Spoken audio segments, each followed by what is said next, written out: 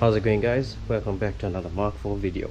Today I'm going to be showing you guys how to clean out your air vents of all this foam.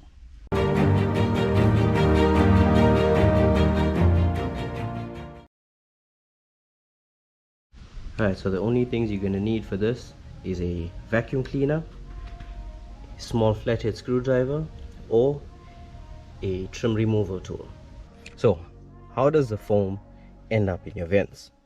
There's a little trap door at the back here, flaps that control the airflow to all of your vents on the top and the bottom.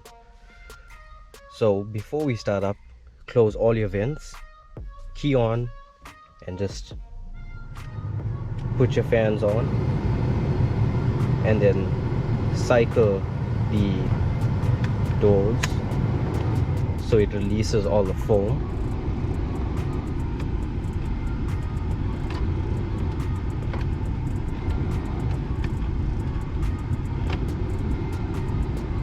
And once you're done, switch it off, remove your vents, and then you can get to start cleaning.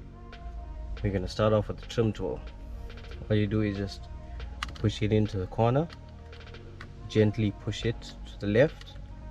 Once it releases, you're out. If you don't have a trim removal tool, you can use a small flathead screwdriver and just do it gently so you don't damage any of your plastics at the side. So all you do is just push it in gently to your left. It releases, and just pull it out. Look at all that. Right, so now you grab your vacuum cleaner.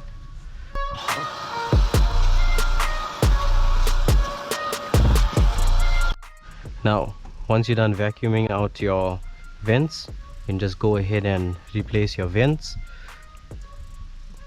These little fat tabs on the sides, you see one side will be fat, one side will be thin.